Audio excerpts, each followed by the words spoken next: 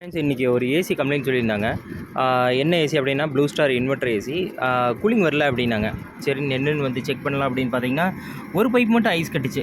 எதனால தானே இது ஒரு பைப் ஐஸ் கட்டும் அப்படின்னு பார்த்தீங்க அப்படின்னா, கேஸ் கம்மியாயிருச்சு அப்படின்னா கண்டிப்பாக வந்து ஐஸ் கட்டும். இதில் வந்து பார்த்திங்கன்னா கிட்டத்தட்ட ஒரு 140 130 அந்த ரேஞ்சுக்குள்ளே இருக்க வேண்டிய கேஸ் வந்து பார்த்திங்கன்னா ஒரு கிட்டத்தட்ட ஒரு 70 60 அந்த ரேஞ்சுக்கு தான் இருக்குது. ஓகேங்களா? இது மாதிரி இருக்கிறதுனால உங்களுக்கு கூலிங் வராது.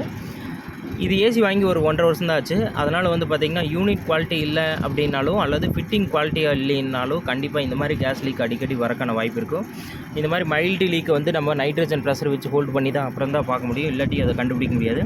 முடிஞ்சால் நீங்கள் ப்ராடக்ட் வாங்கும்போது குவாலிட்டியாக வாங்குங்க. அதே நேரத்தில் அதை இன்ஸ்டாலேஷன் பண்ணும்போது அதை விட பக்காவான இன்ஸ்டாலேஷனாக பண்ணுங்கள்.